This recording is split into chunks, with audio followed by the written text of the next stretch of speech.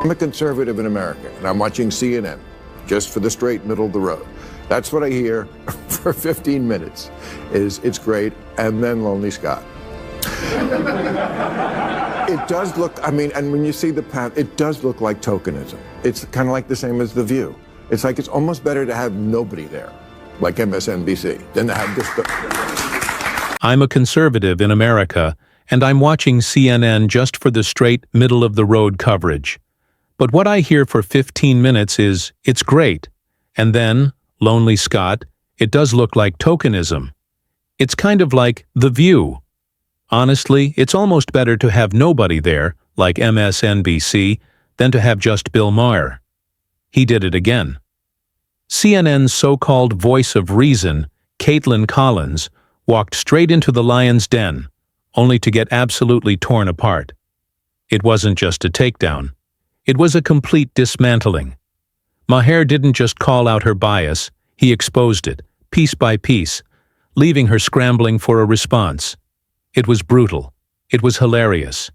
And honestly, it was long overdue. If you thought Maher was done exposing media hypocrisy, think again. Because this one? This was a masterclass in calling out the nonsense.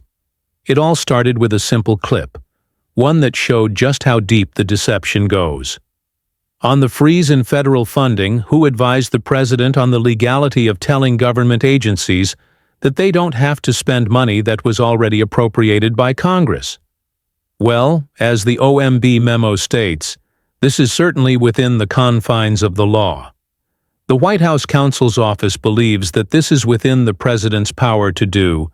Seems like an innocent question about federal funding freezes.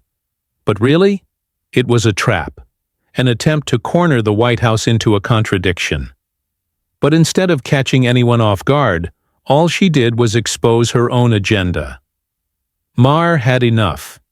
He couldn't stand the media's meltdown over Karoline Leavitt, the new White House press secretary, who's been under relentless attack from left-wing media since day one. They've been coming at her from every direction. The View, Jim Acosta, and of course, Kaitlan Collins. Their entire strategy? Fire off a series of gotcha questions and hope she crumbles. Okay, so they disagree with lawmakers who say that they don't have the power to freeze this funding? Again, I would point you to the language in the memo, which clearly states this is within the law. But guess what? She didn't crumble.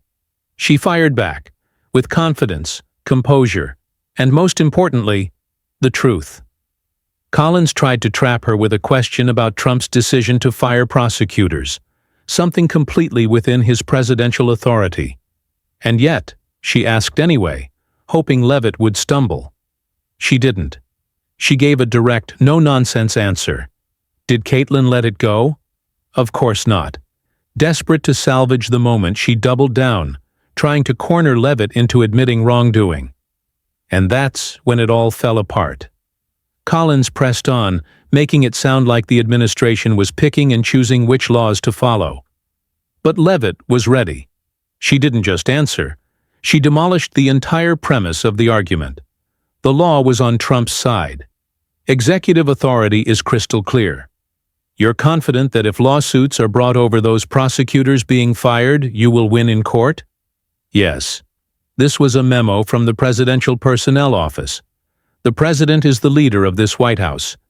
He has every right to fire prosecutors. And the Supreme Court has already ruled on this. Case closed. But Kaitlan couldn't handle it. Instead of accepting the truth, she spiraled into a web of legal gymnastics, talking about norms and ethics, as if the law somehow bends to people's feelings. Meanwhile, Leavitt stood firm, calmly restating the facts. No matter how many times Collins tried to spin it, the reality stayed the same. The president had the legal authority. End of discussion. But here's where it gets really funny. Kaitlan wasn't just trying to get a straight answer. She was fishing for a sound bite. And Leavitt? She saw it coming a mile away. She wasn't just answering questions, she was exposing the game. CNN wasn't after the truth. They wanted controversy. and Leavitt made sure the only soundbite worth airing was the truth. But Bill Maher, he wasn't done. I'm a big rooter for CNN, but that tells you a lot, doesn't it? I mean, how do you guys think you're doing? This is a terribly divided country. We're not just politicized, people hate the other side. CNN, in my view, should be the place where both sides can watch. How do you think you're doing? He'd been watching it all unfold, and he was fed up with the media's fake neutrality. So he turned the tables on Collins, putting her in the exact situation she tried to trap Leavitt in. And she crumbled. Maher pressed her on CNN's so-called neutrality, asking if the network was really a place for both sides. Collins immediately jumped into PR mode, name-dropping token conservative guests like Ted Cruz and Elizabeth Warren, as if that proved balance. But Maher wasn't buying it, and neither was anyone else.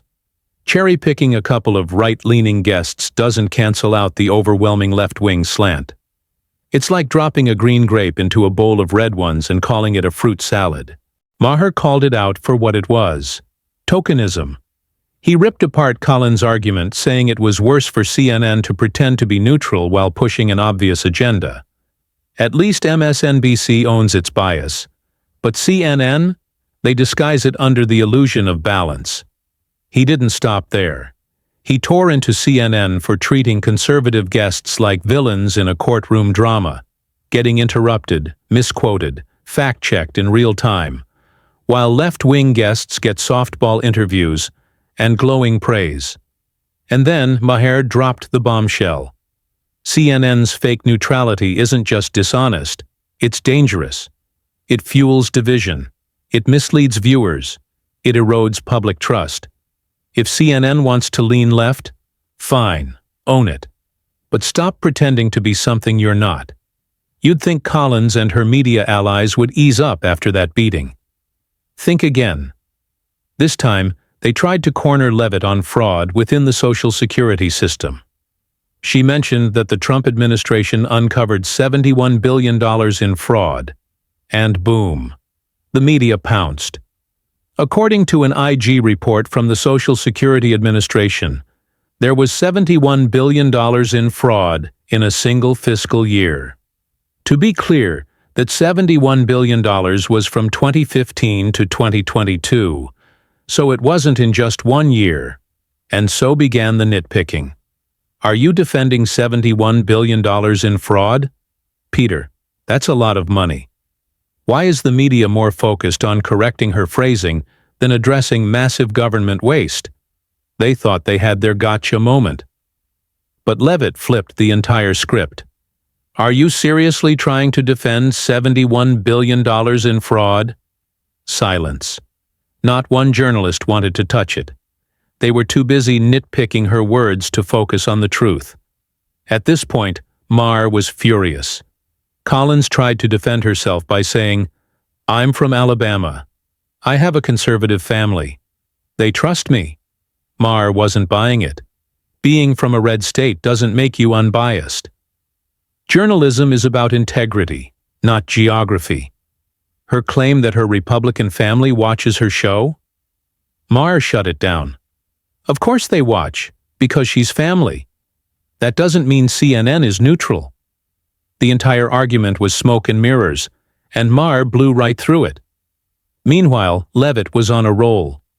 She even called out James Carville for the lies he pushed about Trump, reminding people that Trump's approval rating is the highest it's ever been. The woke media was crumbling. First it was Don Lemon, then Jim Acosta. Now Joy Reid's days were numbered too. And guess what? She's gone. Joy Reid, one of the loudest voices in the woke media machine, was officially fired. And the roast has been non-stop. She's gone. Joy Reid, one of the loudest voices in the woke media machine, was officially fired. And the roast has been non-stop. Even Megyn Kelly didn't hold back. I also want to thank you, Sean, for fact-checking James Carville. Unfortunately, James represents the out-of-touch Democrat Party. But the truth is, President Trump is enjoying the highest approval rating he's ever had, despite the years of smears, lies, and witch hunts. Reid's firing? Inevitable. She pushed insane narratives, dismissed inflation as a high-class problem, and called parents domestic threats. She demonized everyday Americans. But now, she's out, and she won't be the last. Jim Acosta, gone. CNN shoved him into a late-night slot. A demotion, and he quit. Bill Maher saw it all coming. He warned that the media's empire, built on Trump derangement syndrome, wasn't built to last. And now, the empire is falling. So who's next? Could it be Kaitlan Collins? It's not far-fetched. CNN is bleeding viewers. Executives are looking for scapegoats. Lemon and Acosta are already out. Collins could be next. The American people are sick of being lied to. They're sick of fake neutrality and gaslighting. And Maher? He's not just calling it out. He's winning. The woke media thought they were untouchable. Now they're scrambling. If Kaitlan Collins is smart, she'll start updating her resume. Because in this new era of accountability, the fake news industry is running out of places to hide. The reckoning has arrived. The question is, who's next? Stay tuned. Because this war against media hypocrisy? It's far from over. If you like this video, give it a huge thumbs up, subscribe for more, and comment your opinion below.